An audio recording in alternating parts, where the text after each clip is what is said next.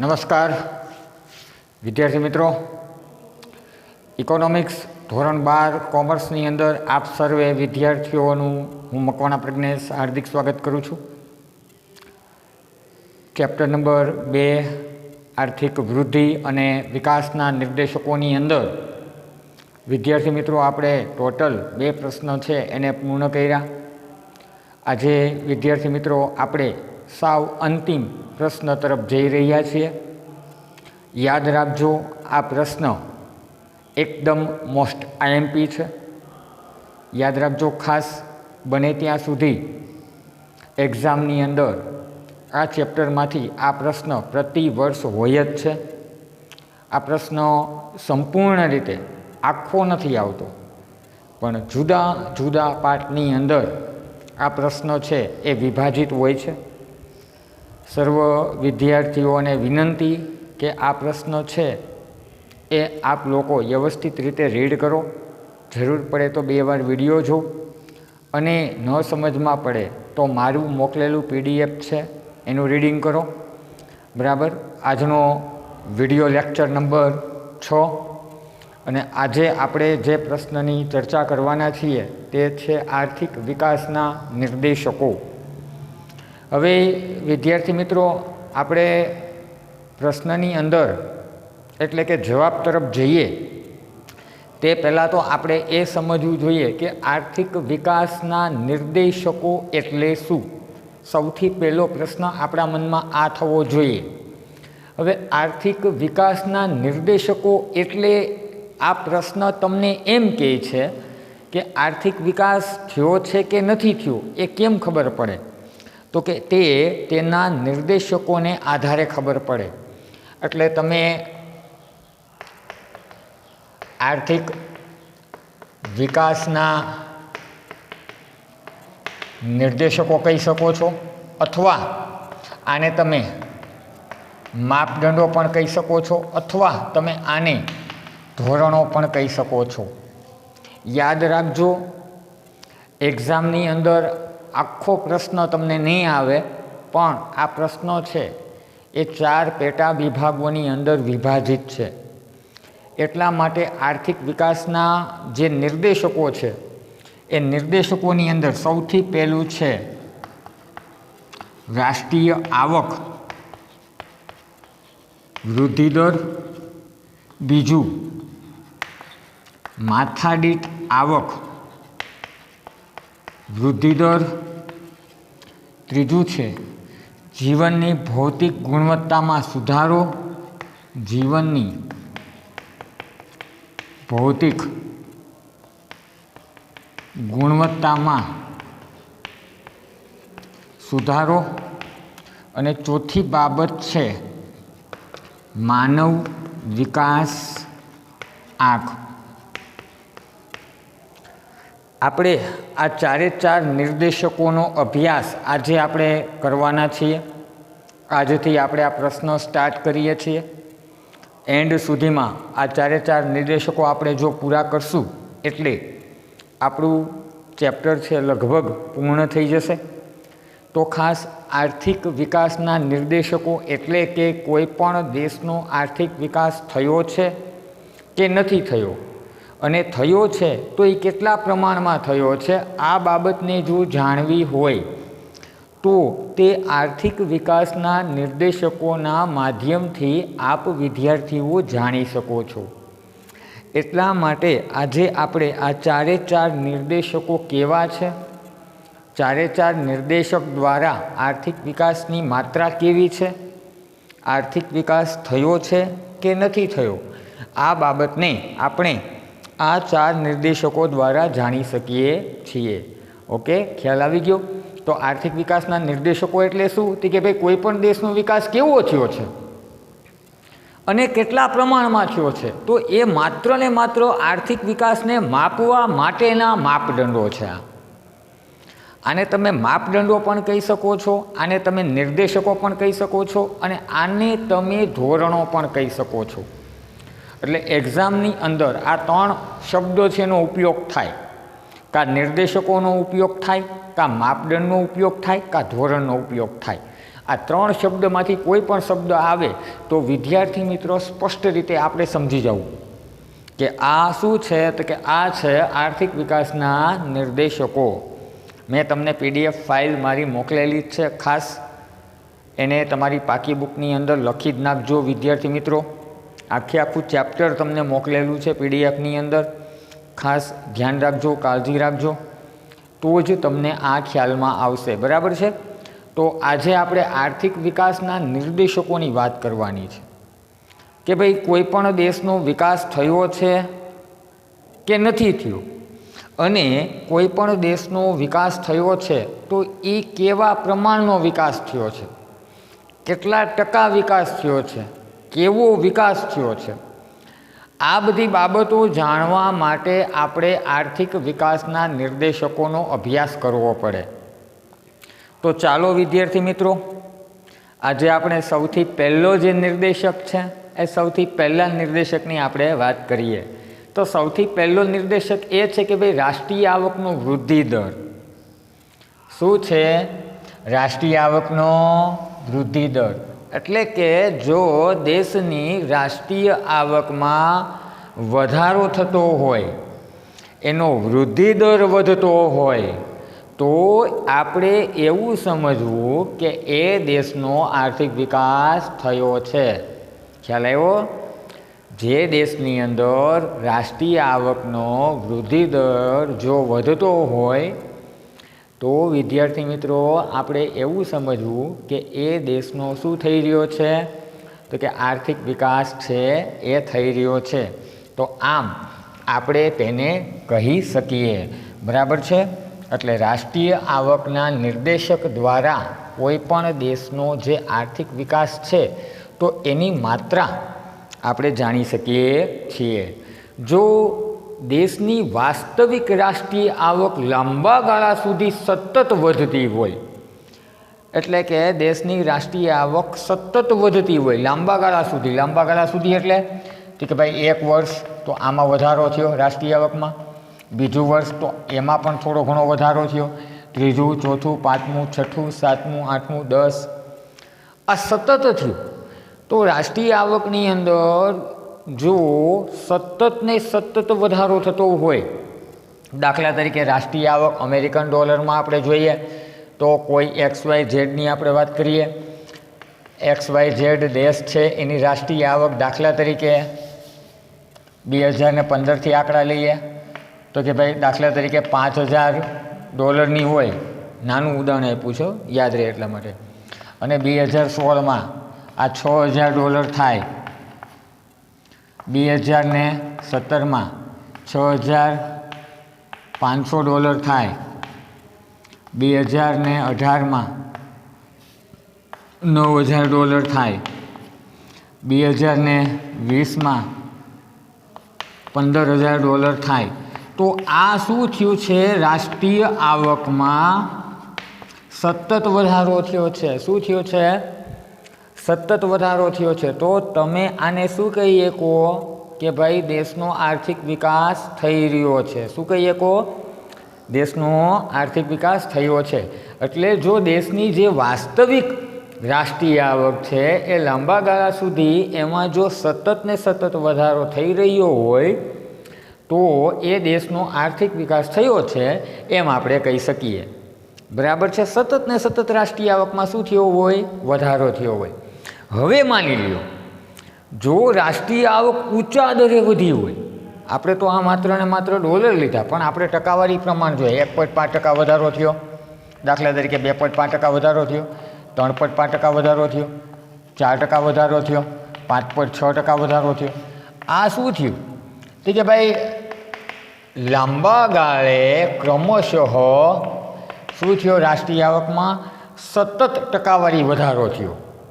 એટલે જો રાષ્ટ્રીય આવક ઊંચા દરે વધી હોય તો એવા દેશનો જે વિકાસ છે, આર્થિક વિકાસ, આની માત્રા કેવી કહેવાય? તો કે આની માત્રા ઊંચી કહેવાય. એટલે આર્થિક વિકાસનો દર કેવો કહેવાય? એ દેશનો XYZ કોઈ પણ દેશ હોય, ભારત હોય તો ભારતની જો રાષ્ટ્રીય આવક છે એ લાંબા ગાળા સુધી સતત એનો જે વૃદ્ધિ દર છે એ ઊંચો હોય તો આપણે સમજી શકીએ કે ભાઈ એ દેશનો આર્થિક વિકાસ છે એ કેવો કહેવાય? તો કે દેશનો આર્થિક વિકાસ છે એ ખૂબ ઊંચો કહેવાય. કેવો કહેવાય? એનો દર કેવો કહેવાય? તો કે ભાઈ ઊંચો દર કહેવાય. માની લ્યો કે જો રાષ્ટ્રીય આવક નીચા દરે વધી હોય, એ એકદમ ટકાવારી પોઈન્ટમાં ફેરફાર થતો હોય પ્રતિ વર્ષ, હા ટકાવારી વધે, તો કે ભાઈ 15માં કેટલી હતી? તો કે ભાઈ 2015ની અંદર જે રાષ્ટ્રીય આવક છે ટકાવારી ફેરફાર કેટલો? તો કે 1.1% વધી. તો 2016માં તો કે 1.2% વધી. 2017માં એ કે 1.3% વધી. ટૂંકમાં આ શું થયું? તો કે ખાલી પોઈન્ટનો વધારો થયો, બહુ નીચા દરે વધી રાષ્ટ્રીય આવક. બરાબર છે? જો રાષ્ટ્રીય આવક નીચા દરે વધી હોય ને તો વિકાસનો દર કેવો કહેવાય? મંદ કહેવાય. કે ભાઈ એ દેશનો વિકાસ થાય છે પણ કેવો થાય છે? મંદ ગતિએ થાય છે. વિકાસ થાય છે પણ કેવો થાય છે? એકદમ મંદ ગતિએ વિકાસ થાય. પણ જો ઊંચા દરે રાષ્ટ્રીય આવક વધતી હોય તો આપણે કહીએ કે ભાઈ દેશનો વિકાસ છે એ બહુ ઊંચો છે, ઊંચા દરે રાષ્ટ્રીય આવક વધી છે. બરાબર?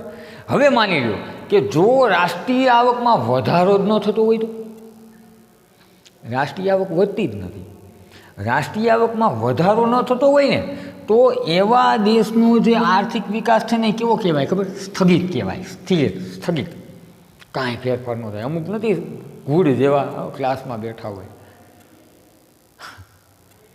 ગમે એવું ભણાવો ને માથેથી જ જાય. તો એને આપણે શું કહીએ છીએ? કે ભાઈ સ્થગિત કહીએ. એટલે જો રાષ્ટ્રીય આવકમાં વધારો ન થતો હોય તો એવા દેશનો આર્થિક વિકાસ છે કેવો કહેવાય? તો કે ભાઈ એવા દેશનો આર્થિક વિકાસ છે એકદમ સ્થગિત કહેવાય. અને જો રાષ્ટ્રીય આવકમાં માની લો, આવું પણ બને હો, બને. ઘણા દેશો આફ્રિકાના દેશોની અંદર આવું બને છે કે જો રાષ્ટ્રીય આવકમાં ઘટાડો થતો હોય તો આવા દેશના આર્થિક વિકાસને આપણે કેવી સ્થિતિ કહીએ? તો કે ભાઈ પીછેહટની સ્થિતિ છે, કે પહેલાં વિકાસ સારો હતો એને બદલે હાવ ગયો. અત્યારે કોરોનાની મહામારી છે, બધા દેશનો આર્થિક વિકાસ પીછેહટ છે. પણ આખી એક વૈશ્વિક બીમારી છે. વાયરસ નેચરલી નથી બનાવેલો છે. નેચરલી કુદરતી આવો કોઈ ઇન્ફેક્શન, આવું વાયરસ લાગ્યો હોય ને તો સામાન્ય રીતે એની દવાઓથી અને બહુ વધારે સમય ન ટકી શકે. પણ આ બનાવેલો વાયરસ છે, 100% કહી દઉં. એટલે શું થાય છે કે આને કાઢતા પણ એટલો બધો સમય લાગે. તમે માનશો નહીં, ભારત દેશની અંદર પ્રતિ દિવસની વાત કરીએ ત્યારે 1,00,000-1.5 લાખ કેસ આવે છે. આ સ્વાભાવિક છે, 1,00,000-1.5 લાખ જેવા કેસ આવે છે આજે પ્રતિ દિવસની વાત કરું તો.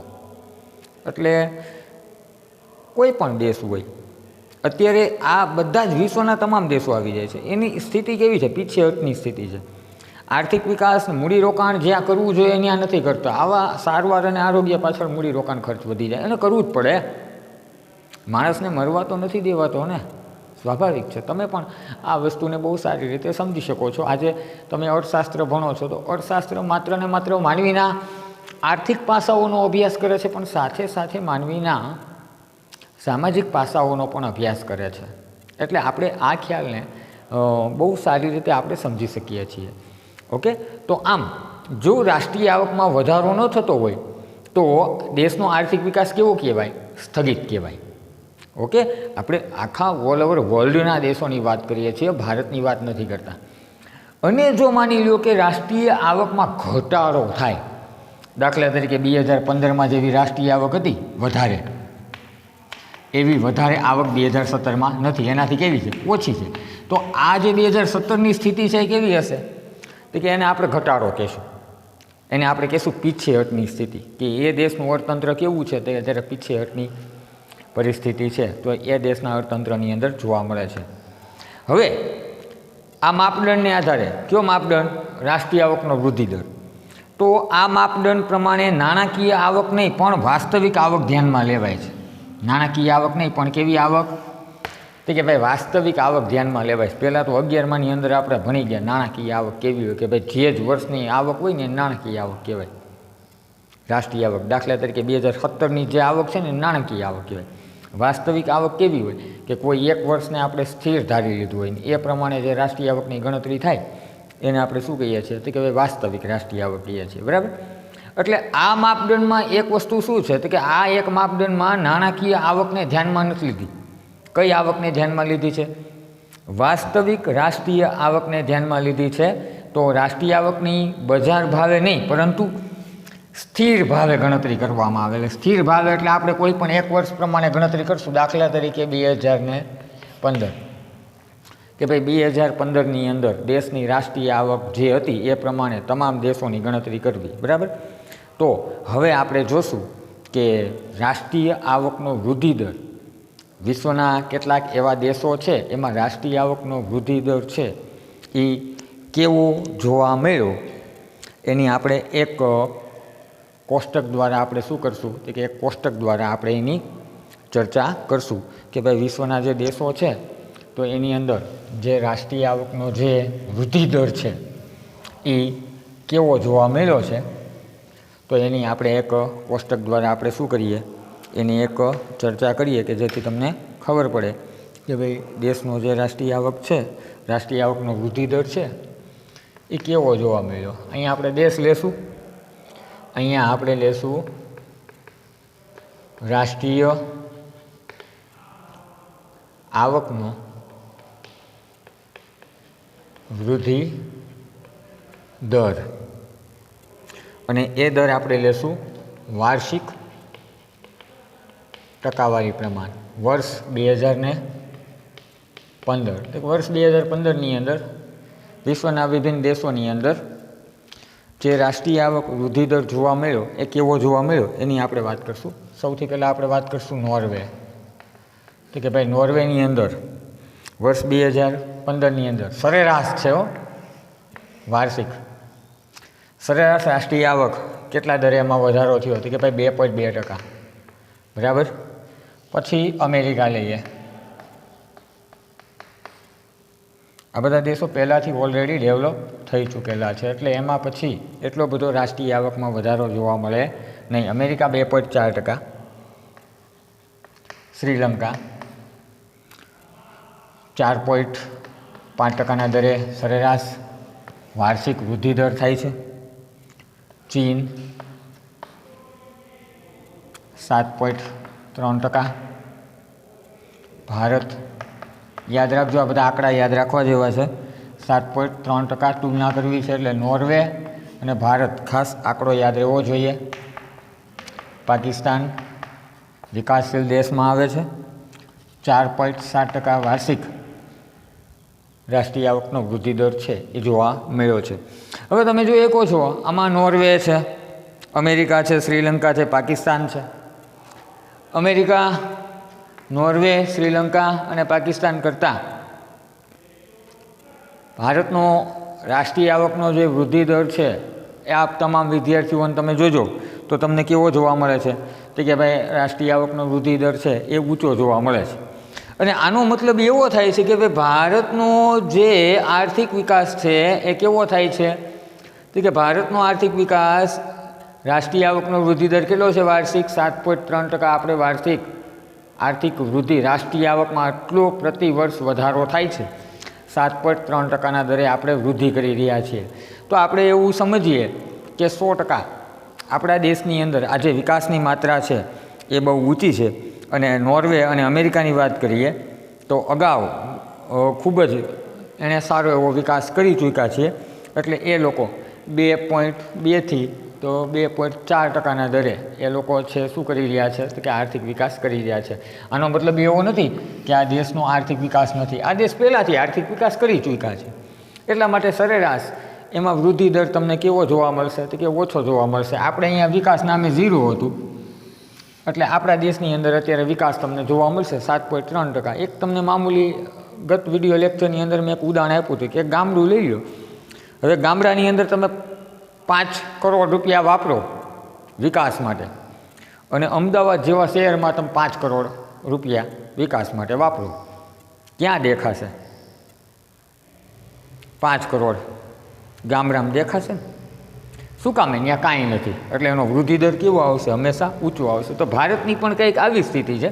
આ શહેર છે ને આ ગામડું છે, એની જેવી વાત થઈ, બરાબર. આર્થિક બાબતે આપણે એવું કાંઈ નથી, જે સ્પષ્ટ ચિત્ર હોય એ જ તમને કહેવાનું, તમને ખબર પડે ને કે આર્થિક બાબતે આપણે વિશ્વના દેશોની સરખામણીમાં આપણે ક્યાં છીએ.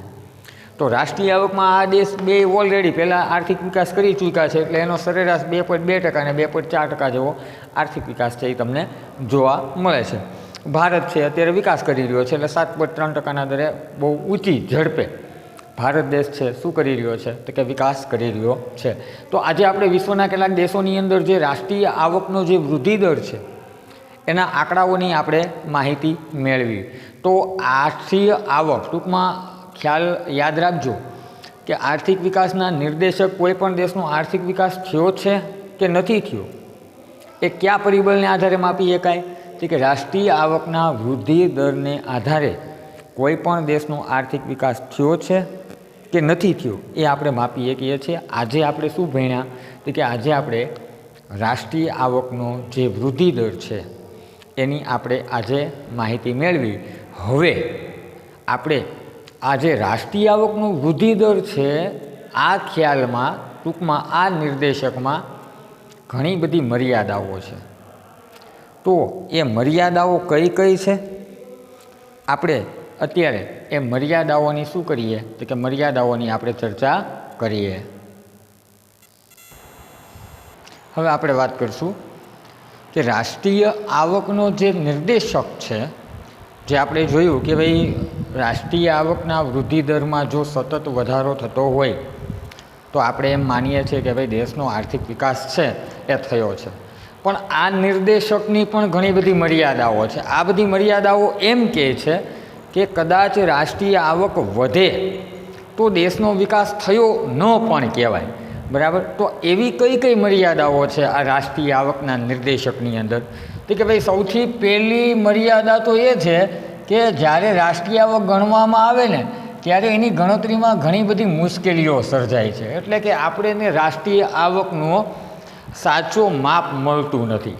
દાખલા તરીકે ઘણીવાર રાષ્ટ્રીય આવકની બેવડી ગણતરી થાય. ધોરણ 11માની અંદર આપણે આ બધા ટોપિક બહુ સારી રીતે શીખી ગયા છીએ, બરાબર છે. ધોરણ 11ના પાયામાં આવે રાષ્ટ્રીય આવક, આખું ચેપ્ટર આવતું.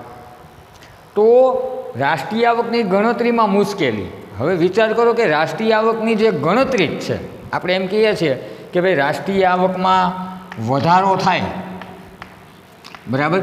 તો આ રાષ્ટ્રીય આવકમાં જે વધારો થાય છે, આનો વૃદ્ધિ દર વધે છે, તો આપણે એવું કહીએ છીએ કે ભાઈ દેશનો શું થયો તો કે ભાઈ દેશનો છે એ આર્થિક વિકાસ થયો, આપણે આવું કહીએ છીએ, બરાબર.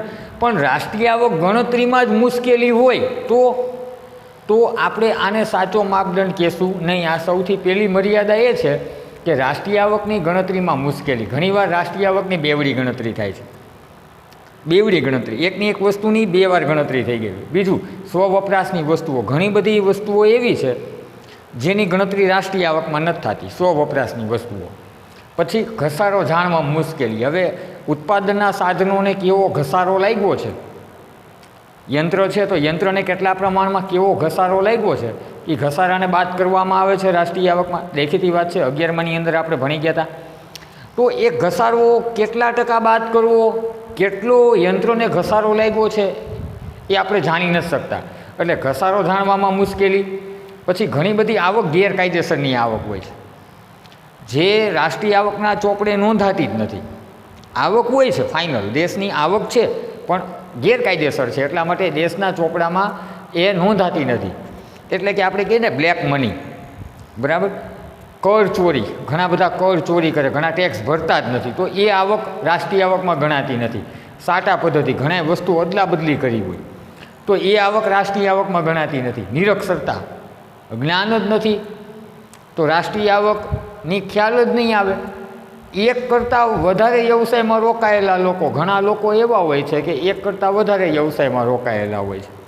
મારી વાત કરું તો હું 2 સંસ્થાઓ સાથે રોકાયેલો હોઉં, તો સ્વાભાવિક છે એક સંસ્થાની ગણતરી રાષ્ટ્રીય આવકમાં થશે, બીજી સંસ્થાની આવક છે તો એની ગણતરી રાષ્ટ્રીય આવકમાં નહીં થાય. દેખીતી વાત છે ને. તો રાષ્ટ્રીય આવકનું ટૂંકમાં સાચું માપ મળતું નથી. શા માટે? તો કે ભાઈ રાષ્ટ્રીય આવકની જે ગણતરી કરવાની જે પદ્ધતિ છે એમાં શું છે તો કે એમાં મુશ્કેલી જણાય છે. એટલે આવા બધા કારણોસર દેશની રાષ્ટ્રીય આવકનો સાચો વૃદ્ધિદર આપણે જાણી શકતા નથી. તો સૌથી પહેલી મર્યાદા કઈ છે કે રાષ્ટ્રીય આવકની ગણતરીની મુશ્કેલીઓ. તેથી રાષ્ટ્રીય આવકનો સાચો માપદંડ આપણે કહી શકીએ નહીં, આવું મર્યાદા કહે છે. તો આ જે આપણે નિર્દેશક ભણીએ છીએ, કયો નિર્દેશક કે રાષ્ટ્રીય આવકનો વૃદ્ધિદર, આ નિર્દેશક ભણીએ છીએ તો એની સૌથી પહેલી મર્યાદા શું છે? તે મર્યાદાની અંદર રાષ્ટ્રીય આવકની ગણતરીમાં મુશ્કેલી, આ સૌથી એક પહેલી મર્યાદા છે આ નિર્દેશકની. હવે રાષ્ટ્રીય આવકના વૃદ્ધિદર નિર્દેશકની બીજી મર્યાદા શું છે? યાદ રાખજો, 3 માર્કમાં આ પ્રશ્ન પૂછાયો કે રાષ્ટ્રીય આવકનો વૃદ્ધિદર દ્વારા દેશનો આર્થિક વિકાસ જાણી શકાય છે, તેની મર્યાદા સમજાવો. તો આ 3 મર્યાદા લખવાની, રાષ્ટ્રીય આવકનો વૃદ્ધિદર લખવાનો અને પેલી આંકડાકીય માહિતી જે આપણે લખી હતી એ લખવાની. હવે રાષ્ટ્રીય આવકના નિર્દેશકની બીજી મર્યાદા છે વસ્તી. હવે વિદ્યાર્થી મિત્રો, આપણે સૌ જાણીએ છીએ કે ભાઈ વસ્તી છે દર 10 વર્ષે ગણાય, જ્યારે રાષ્ટ્રીય આવક છે એ પ્રતિ વર્ષ ગણાય. હવે આમાં આપણે જ્યારે માથાદીઠ આવક શોધવાની આવે ત્યારે વસ્તીને સરેરાશ આંકમાં દર્શાવવામાં આવે કે દેશની કુલ વસ્તીને દેશની કુલ રાષ્ટ્રીય આવકને દેશની કુલ તમે વસ્તી વડે તમે ભાગી નાખશો તો તમને મળશે માથાદીઠ આવક. હવે પ્રતિ વર્ષ વસ્તી જો ગણાતી હોય તો આપણે એને રાષ્ટ્રીય આવકનો સાચો માપદંડ મળે. એટલે રાષ્ટ્રીય આવક વધતી રહે એટલા માત્રથી દેશનો આર્થિક વિકાસ થાય છે એવું આપણે કહી ન શકીએ કે હા દેશની રાષ્ટ્રીય આવક ખૂબ જ વધે છે. તો આપણે એમ ન કહી શકીએ કે ભાઈ 100% ભાઈ દેશનો છે આર્થિક વિકાસ થઈ રહ્યો છે, એવું આપણે કહી ન શકીએ. એવું હંમેશા બનતું નથી. જો વસ્તી વધારો રાષ્ટ્રીય આવકના વધારા કરતાં વધુ હોય, દાખલા તરીકે વસ્તી વૃદ્ધિનો દર રાષ્ટ્રીય આવકના વૃદ્ધિ દર કરતાં વધારે હોય તો એને આપણે આર્થિક વિકાસ કહી શકીએ નહીં. કે જો વસ્તી વધારો રાષ્ટ્રીય આવકના થતા વધારા કરતાં વિશેષ પ્રમાણમાં થતો હોય તો આપણે એમ ન કહી શકીએ કે ભાઈ દેશ આર્થિક વિકાસ કરી રહ્યો છે. દેશ આર્થિક વિકાસ કરે નહીં. જો રાષ્ટ્રીય આવકનો વૃદ્ધિદર કરતાં દેશનો વસ્તી વૃદ્ધિનો દર ઊંચો હોય તો આપણે એમ સિદ્ધ ન કરી શકીએ કે ભાઈ દેશનો છે એ આર્થિક વિકાસ થઈ રહ્યો છે, આપણે ન કહી શકીએ. બરાબર. તો આ બીજી એક મર્યાદા છે આર્થિક કે રાષ્ટ્રીય આવકના નિર્દેશકની. સૌથી પહેલી છે રાષ્ટ્રીય આવકની ગણતરીમાં મુશ્કેલી અને બીજી છે વસ્તી. બરાબર. તો વસ્તીનું પરિબળ પણ એવું છે જે એક રાષ્ટ્રીય આવકના નિર્દેશકની મર્યાદા બની ગયું છે. ત્રીજી મર્યાદા એ છે કે ભાઈ રાષ્ટ્રીય આવક ગણવામાં જુદી જુદી પદ્ધતિઓનો ઉપયોગ થાય છે. હવે આજે તમે વિશ્વના દેશોની જો વાત કરશો તો વિશ્વના દેશો રાષ્ટ્રીય આવકની જે ગણતરી કરે છે એ ગણતરી સામાન્ય રીતે તમે જોવો તો જુદી જુદી પદ્ધતિથી ગણે છે. આપણે અમેરિકા અને ભારતની વાત કરીએ તો આપણે ઉત્પાદન પદ્ધતિ દ્વારા રાષ્ટ્રીય આવકની ગણતરી કરીએ છીએ. ધોરણ 11માની અંદર રાષ્ટ્રીય આવકના પ્રકરણની અંદર આ મુદ્દાની આપણે ચર્ચા કરી હતી. આ પ્રકરણ એટલે મારું ફેવરિટ. ઓકે, આપણે બહુ મસ્ત રીતે સમજ્યા હતા આ પ્રકરણ, મને યાદ છે. તો વિદ્યાર્થી મિત્રો, રાષ્ટ્રીય આવક ગણવાની જુદી જુદી પદ્ધતિઓ છે. ઉત્પાદન પદ્ધતિ છે, આવક પદ્ધતિ છે, ખર્ચ પદ્ધતિ છે. આ ત્રણેય પદ્ધતિથી રાષ્ટ્રીય આવક છે સામાન્ય રીતે વિશ્વના દેશો ગણે છે. તો મર્યાદા ક્યાં ઊભી થઈ? કે ભાઈ રાષ્ટ્રીય આવકના નિર્દેશકની મર્યાદા એ છે કે ભાઈ રાષ્ટ્રીય આવક ગણવાની જુદી જુદી પદ્ધતિઓને કારણે બધા જ દેશોના માપ છે એ અલગ અલગ આવે છે. એટલે અહીંયા આપણે તુલના કરવી ને એ બહુ મુશ્કેલી સર્જે છે. તમે જો રાષ્ટ્રીય આવક ગણવાની જુદી જુદી પદ્ધતિઓ આખા વિશ્વના દેશો એનો ઉપયોગ કરે છે. હમણાં મેં એની વાત કરી, જેમાં ઉત્પાદન પદ્ધતિ, આવક પદ્ધતિ અને ખર્ચની પદ્ધતિ, આ 3 પદ્ધતિ મુખ્ય છે. આ 3 પદ્ધતિ દ્વારા જ સામાન્ય રીતે શું થતું હોય છે કે ભાઈ રાષ્ટ્રીય આવક છે એ ગણાતી હોય છે. હવે બધા દેશોની જુદી જુદી પદ્ધતિ છે રાષ્ટ્રીય આવક ગણવાની. બરાબર છે. હવે બને છે એવું કે ભાઈ રાષ્ટ્રીય આવકનું જ્યારે આંતરરાષ્ટ્રીય તુલના કરવાનું કાર્ય આપણે કરીએ છીએ ત્યારે એમાં ઘણી બધી છે મુશ્કેલી જોવા મળે છે. એટલે આને પણ આપણે એક સાચો માપદંડ કહીએ નહીં. તો રાષ્ટ્રીય આવકનો જે નિર્દેશક છે, આ રાષ્ટ્રીય આવકના નિર્દેશકની અંદર તમને વિભિન્ન પ્રકારની મર્યાદાઓ જોવા મળે છે. તો રાષ્ટ્રીય આવકનો નિર્દેશક એટલે કે જો દેશની રાષ્ટ્રીય આવક વધતી હોય તો એવું સમજવું કે દેશ ખરેખર આર્થિક વિકાસ કરી રહ્યો છે. એકંદરે આ ખ્યાલ સાચો છે, પણ આ ખ્યાલની સાથે બીજા ત્રણ ખ્યાલ ઉપસ્થિત થયા છે. એ ત્રણ ખ્યાલ છે આપણે ભણવાના છીએ. આપણે આજે રાષ્ટ્રીય આવકના વૃદ્ધિ દરનો ખ્યાલ આપણે સમજીએ કે ભાઈ રાષ્ટ્રીય આવકનો વૃદ્ધિ દર જો ઊંચો હોય તો દેશ ખરેખર છે આર્થિક વિકાસ કરી રહ્યો હોય છે, પણ એની ઘણી બધી મર્યાદાઓ જોવા મળે છે. એની મર્યાદાની અંદર રાષ્ટ્રીય આવકની ગણતરીમાં મુશ્કેલી છે, સાચું માપ મળતું નથી, ઘણી બધી બીજી આવકો આવી જાય છે, ઘણી બધી આવકો બાદ પણ થઈ જાય છે. બીજું વસ્તી, જો દેશની વસ્તી વૃદ્ધિનો દર છે એ રાષ્ટ્રીય આવકના વૃદ્ધિ દર કરતાં વધુ હોય તો આપણે એમ ન કહી શકીએ કે ભાઈ દેશનો વિકાસ થઈ રહ્યો છે. અને ત્રીજી મર્યાદા એ છે કે રાષ્ટ્રીય આવક ગણતરીની જુદી જુદી પદ્ધતિઓ વિશ્વના દેશો અપનાવે છે. ઘણા દેશો ઉત્પાદન પદ્ધતિ, ઘણા દેશો આવક પદ્ધતિ અને ઘણા દેશો ખર્ચની પદ્ધતિ અનુસાર રાષ્ટ્રીય આવક છે એ ગણે છે. અને આંતરરાષ્ટ્રીય કક્ષાએ જ્યારે આ બધાની તુલના કરવાની થાય ત્યારે ઘણા બધા પ્રશ્નો છે ઊભા થાય છે. તેથી આપણે આ મર્યાદાને આધારે કહી શકીએ કે આર્થિક વિકાસ જાણવા માટે રાષ્ટ્રીય આવકનો વૃદ્ધિ દર આ એક સાચો માપદંડ નથી. બરાબર.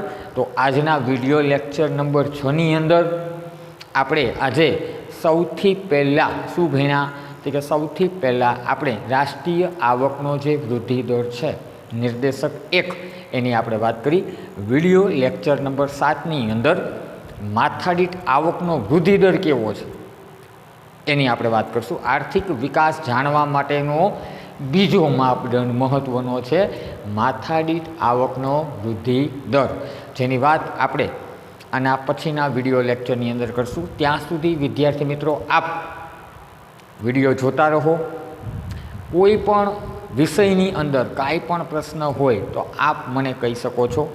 ઓકે, ત્યાં સુધી PDF તમને મળેલી છે, ખાસ PDF વાંચજો, ચેપ્ટર અઘરું છે અને આ પ્રશ્ન આપણા માટે મોસ્ટ આઈએમપી છે, યાદ રાખજો. તમને હું ગમે એ રીતે આ પ્રશ્ન તૈયાર કરાવીને રહીશ. આજે આપણે આ પહેલો ટૉપિક ભણ્યા છે, બીજા ટૉપિકની વાત આના પછીના બીજા લેક્ચરમાં કરશું. ત્યાં સુધી વિદ્યાર્થી મિત્રો શાંતિથી વેકેશનનો લાભ લ્યો. ઘરે બેઠા બેઠા વિડીયો જોઉં, એકવાર જોઉં, 2 વાર જોઉં, બસ અભ્યાસ કરી રાખો. આપણી પાસે સમય છે, બરાબર છે. ઘણું બધું નેટ આપણે આ ટેકનોલોજી વધી છે તો કહીને કે ભાઈ સમય ઘટે, ઇન્ટરનેટ એટલા બધા પેકેજ અત્યારે નવા આવ્યા છે કે તમે વાત પૂછોમાં. તો હવે નેટના કોઈ એવા બધા પ્રશ્નો નથી. ઘણા બધા સ્ટુડન્ટનું એવું કહેવું હોય છે કે સર નેટવર્કના પ્રશ્નો છે. તો ખાસ એ પ્રકારના કાર્ડ જ્યાં તમારા વિસ્તારની અંદર જ્યાં ફૂલ કવરેજ આવતું હોય અને જ્યાં સારું નેટ આવતું હોય એ કાર્ડનો ઉપયોગ કરો. હજી આપણે કમસે કમ 20-25 દિવસ આ રીતે એજ્યુકેશન મેળવવાનું છે. ટૂંક સમયની અંદર આપણે આમને સામને પ્રત્યક્ષ રીતે મળશું ત્યારે મજા આવશે. બરાબર. ત્યાં સુધી આપ લોકો વિડીયો નિહાળો. આવજો.